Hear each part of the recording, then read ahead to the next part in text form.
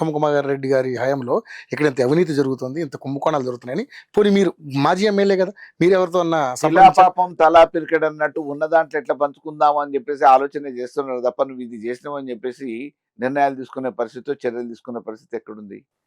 ఆఖరికి కోర్టులో కూడా ఇష్టం. అంటే మీరు మీరు కంప్లైంట్ చేసినా అక్కడ తీసుకునే వాళ్ళు లేరు, పట్టించుకునే వాళ్ళు లేరు. ఇవాళ గుట్టలు మాయమైపోతున్నాయి. మట్టి పేరు మీద దందా జరుగుతుంది, ఇసుక పేరు మీద దందా జరుగుతూ ఉంది, గంజాయి విచ్చలవిడిగా వ్యాపారాలు జరుగుతూ ఉన్నాయి. ఏవేవైతే సంఘ వ్యతిరేక శక్తులు అంటే మామూలుగా చట్టానికి వ్యతిరేకంగా చేసే వ్యాపార లావాదేవీలు ఉన్నాయో అవన్నీ ఇలా విచ్చలవిడిగా జరుగుతూ ఉన్నాయి. బెల్ట్ షాపులు మధ్య వేర్లే బారుతుంది. మీ హయాంలో కూడా ఏ జరిగినాయి కదా, సో అప్పుడు కూడా మీ మీద ఇలాంటి ఎలిగేషన్స్ వచ్చాయి కదా. కేవలం గ్లోబల్ ప్రచారాలు చేసారు, ఈ రోజు వాస్తవ రూపంలో వాళ్ళు చేస్తున్నారు, నిర్వహిస్తున్నారు. సో మీరు చేసిన వాటికి ఆధారాలు లేవంటారు? ఆధారాలు కాదు, నిజంగా ఉంటే ఇవాళ పత్రికలు గగ్గోలు పెడతా ఉన్నాయి. ఆయన పత్రికలలో వార్తలు చూపియండి, వీళ్ళు మాట్లాడటం తప్ప యూట్యూబ్ ఛానల్లో. ఓకే, వీళ్ళ ఎలిగేషన్స్ తప్ప కొత్తగా అక్కడ ప్రూఫ్ అయితే ఏం లేదంటారు. ఇవాళ రోజుకొక ఆర్టికల్ వస్తుంది, రోజుకొక వార్త వస్తుంది, తాటికాయ అంత అక్షరాలతో వస్తున్నాయి. దాని మీద చర్యలు ఉన్నాయా? ఆధారాలతో పత్రిక విలేకరులు రాస్తారు కదా. మా దాంట్లో మా హయాంలో వీళ్ళు గగ్గోలు పెట్టడం, యూట్యూబ్ ఛానల్ సోషల్ మీడియాలు పెట్టుకొని, ఆ యూనివర్సిటీలను పెట్టుకొని, సోషల్ మీడియా యూనివర్సిటీని, వాట్సాప్ యూనివర్సిటీలు పెట్టుకొని వీళ్ళు గగ్గోలు పెట్టడం తప్ప ఎక్కడన్నా ఆధారాలతో చెప్పిన దాఖలాలు ఉన్నాయా? వెంటనే చర్యలు చేపట్టారు. ఎక్కడన్నా ఒకటో రెండో ఇటువంటి ఏమైనా జరిగితే ఈ సంఘటనల్ని వెంటనే ముఖ్యమంత్రి గారు ఆదేశించారు, అధికారులు చర్యలు చేపట్టారు. ఇలా పట్టించుకునే నాదుడు లేడు. విచ్చలవిడిగా కాంగ్రెస్ కార్యకర్తలకి లైసెన్స్ ఇచ్చినట్టు ఇచ్చేసారు. మీరేం చేసుకున్నా పర్వాలేదు. 2 నియోజకవర్గాల్లో అదే జరుగుతుంది అంటారు? రాష్ట్రంలో కూడా జరుగుతుంది. రాష్ట్రంలో కూడా ఒక్క 2 నియోజకవర్గాలనే కాదు, 2 నియోజకవర్గాల్లో బాగా అదనంగా జరుగుతుంది. బట్ రాష్ట్ర వ్యాప్తంగా కూడా అదే పని జరుగుతూ ఉంది. సో అడిగినా మనకి సమాధానం చెప్పేవాళ్ళు లేడంటారు.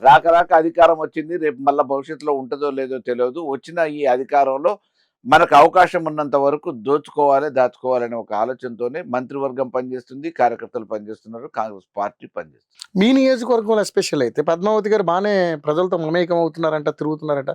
మాకు వచ్చిన రిపోర్ట్ ప్రకారం, మాకున్న ఏదైతే రిపోర్టర్స్ ఉన్నారో వాళ్ళు మాకు చెప్పిన లెక్క ప్రకారం అయితే గత ప్రభుత్వం కంటే ఈ ప్రభుత్వంలో ఈవిడ బాగానే పనిచేస్తుంది అనేది ఒకటి వినిపిస్తుంది. అది నిజమా? అంటే సరే, మీరు ప్రతిపక్షంలో ఉన్నారు కాబట్టి. మా నియోజకవర్గ ప్రజలు మరి నెలకొకసారి ప్రత్యక్షం అయితేనో హడావుడి చేసి ఆర్భాటం చేస్తేనే అది బాగా అభివృద్ధి అని చెప్పేసారు అనుకుంటే నేనేం చెప్పలేను. ఎందుకంటే ఆర్భాటాలు చేస్తే నెలకొకసారి వచ్చి అవుపడటం ప్రత్యక్షమైనప్పుడే అదే అభివృద్ధి అని చెప్పేసాను అనుకుంటే నిరంతరం ప్రజలలో ఉండటం తప్పు అనే ఒక నిర్ధారణకు రావచ్చు. అంటే గతంలో మీరు ఎవరిని కలవలేదా మరి? మీరు అధికారంలో ఉన్నప్పుడు మీరు కలిసి ఉంటే కూడా మీకు కూడా అటువంటి ఫేమస్ వచ్చేది కదా, మీరు కూడా అట్లా మా ఎమ్మెల్యే మాకు అందుబాటులో ఉన్నాడు అన్న ఫీలింగ్ వచ్చేదేమో కదా. మరి వచ్చేది నేను కాదు, పద్మావతి గారు వస్తారు. మరి మీరు నిత్యం ఉండేవాళ్ళ? నేనైతే క్యాంప్ ఆఫీస్లో రెగ్యులర్గా మార్నింగ్ టు ఈవినింగ్ వరకు గ్రామాలలో తిరిగితే గ్రామాలలో కలవటం, పొద్దునపూట గ్రామాలలో బయలుదేరటానికంటే ముందు ఇంటి దగ్గర ప్రజలు వస్తే ఇంటి దగ్గర కార్యకర్తలను కానీ ప్రజల్ని కలవటం, అవన్నీ కార్యక్రమాలు మరి మేము చేసినాం. అది తప్పు, ఈ రకంగా నెలకొకసారి రావటమే కరెక్టు, పద్మావతి చేసిందే నిజం అని చెప్పేసి నియోజకవర్గ ప్రజలు అనుకుంటున్నామో తెలియదు. మరి మేమున్నప్పుడైతే మాకు రాక ఒక అవకాశం ప్రజలు ఇచ్చారు. తప్పకుండా చిత్తశుద్ధితో ప్రజల మధ్యలో ఉండి పనిచేయాలి. నిరంతరం ఏ అవసరం వచ్చినా, ఆపద వచ్చినా ఒక ప్రజాప్రతినిధిగా వాళ్ళకి అందుబాటులో ఉండటమే ప్రధాన ఉద్దేశం అనే విధంగా మేము దాదాపుగా మా అధిష్టానం అదే చెప్పింది, మా నాయకుడు అదే చెప్పిండు కేసీఆర్ గారు. మేము కూడా అదే రకంగా చేసాం. నియోజకవర్గాలలో నిత్యం జనాలకు అందుబాటులో ఉన్నాం, పర్యటనలో ఉన్నాం.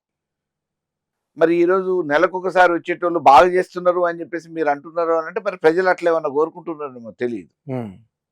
ఓకే, సో మీ హయాంలో సరే మీరు ఎమ్మెల్యేగా మంచి సేవలు అందించి ఉండొచ్చు, బట్ మీ హయాంలో ఇంకా మీరు పూర్తి చేయాల్సినటువంటి కార్యక్రమాలు ఏమైనా మిగిలి ఉన్నాయా? ఏంటి అసలు మీ హయాంలో జరిగిన అభివృద్ధి ఏంటి? అంటే అభివృద్ధి అనేది 5 సంవత్సరాలలో పూర్తి చేయలేం కదా. కొన్ని ప్రతిపాదనలు ఉంటాయి, కొన్ని మొదలు పెట్టి ఉంటాము, వాటిని పూర్తి చేయడానికి కానీ ఇప్పుడు ఏది కూడా పర్మనెంట్గా దీంతో సరిపోతుంది అని చెప్పి చెప్పలేము. పెరుగుతున్న డిమాండ్లకు అనుగుణంగా, మారుతున్న కాలానుగుణంగా, ప్రజల కోరికలకు అనుగుణంగా ఎప్పటికప్పుడు అవసరాలు మారుతూనే ఉంటాయి. దానికి అనుగుణంగా చేయాల్సిన బాధ్యత ఒక ప్రజాప్రతినిధిగా మాకుంటుంది. అదే రకంగా ప్రభుత్వం మీద ఆధారపడి ఉంటుంది. నాకు రాక 5 సంవత్సరాలు పనిచేసే అవకాశం వచ్చింది. 5 సంవత్సరాలలో నేను ఎంతవరకు చేయగలుగుతానో నా శక్తికి మించి చేసిన. అప్పుడున్న ప్రభుత్వం కేసీఆర్ గారిని ముఖ్యమంత్రి గారిని ఒప్పించి అక్కడి నుంచి తీసుకురావాల్సిన అనుమతులు తీసుకొచ్చినాం, అక్కడి నుంచి తీసుకొచ్చే నిధులు తీసుకొచ్చినాం.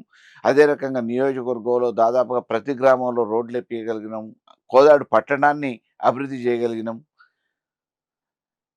కేసీఆర్ గారి హయాంలో ర్యాండమ్గా ఒక ఎమ్మెల్యే పోయి ఈ నియోజకవర్గాన్ని అడిగి ఏదో అభివృద్ధి చేసుకున్నారనే కాదు, రాష్ట్ర వ్యాప్తంగా 119 నియోజకవర్గాలలో ఏ పథకం తీసుకున్నా ర్యాండమ్గా ఇంప్లిమెంట్ అయ్యే విధంగా నిర్ణయాలు తీసుకున్నారు. కళ్యాణ లక్ష్మి, అది రాష్ట్ర వ్యాప్తంగా ఎంతమంది పెళ్లిళ్ళు చేసుకున్నా తప్పకుండా కళ్యాణ లక్ష్మి ఇచ్చారు.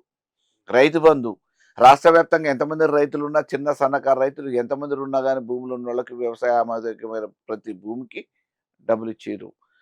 అదే రకంగా వృద్ధాప్య పెన్షన్లు రాష్ట్ర వ్యాప్తంగా నిష్పక్షపాతంగా ఏ దురుద్దేశం లేకుండా ప్రతి ఒక్కళ్ళకి అమలు చేశారు. అదే రకంగా విడో పెన్షన్స్, టాడీ ట్యాపర్సు, మీకు ఏ స్కీమ్ తీసుకున్నా కానీ వైకుంఠ ధామాలు కడితే కూడా ప్రతి గ్రామ పంచాయతీకి ఒక వైకుంఠ ధామాన్ని నిర్మించడానికి ప్రభుత్వం అనుమతి ఇచ్చింది. దాని ప్రకారం చెయ్యాలని చెప్పి కలెక్టర్లకు ఆదేశాలు ఇచ్చారు, చేపించారు. ఇవాళ ప్రతి గ్రామంలో ఒక వైకుంఠ ధామాన్ని కట్టగలిగిరు అని అంటే, ఇంతకుముందు దాన సంస్కారాలు చేసుకోవాలనుకుంటే అది ఒక పేద ఇబ్బందికరమైన పరిస్థితి ఉండే. స్నానం చేయడానికి వసతులు లేకపోతుండే, అవును. మోటార్ వేస్తే నీళ్ళు వచ్చే పరిస్థితి లేకపోతుండే, కరెంటు లేక. ఒక కుండ నుంచి మామూలుగా బావిలో, దిగుడు బావిలో పోయి ఎవరైనా నీళ్లు తీసుకొని వస్తే ఆ నీళ్లు జల్లుకొని వచ్చి ఇంటికాడ స్నానాలు చేసిన పరిస్థితిని ప్రత్యక్షంగా అసెంబ్లీలో రేవంత్ రెడ్డి గారే చెప్పారు, తెలంగాణలో ఆనాడున్న పరిస్థితిని. కానీ ఈరోజు వైకుంఠ ధామాల ద్వారా కార్యక్రమాలని సజావుగా వృద్ధులు, పిల్లలు, మహిళలు ఎవరైనా ఆ విపత్కరమైన పరిస్థితులలో చేసుకోవడానికి ఆమోదయోగ్యంగా ప్రతి గ్రామానికి ఒక వైకుంఠ ధామాన్ని కేటాయించిన ఘనత కూడా ఈ దేశంలో ఏ రాష్ట్రంలో లేదు. అది ఒక తెలంగాణలో సాధ్యమైంది, అది కేసీఆర్ వల్లనే సాధ్యమైంది. ఈ రకంగా అనేక రకమైన అప్పటి వరకు రాష్ట్రంలో లేని పథకాల్ని అమలు చేసిన ఘనత కేసీఆర్ గారిదైతే, వాటన్నిటిని ప్రజలకు చేరవేసే అవకాశం ఒక నియోజకవర్గ బాధ్యుడిగా, ప్రజాప్రతినిధిగా మాకు అవకాశం.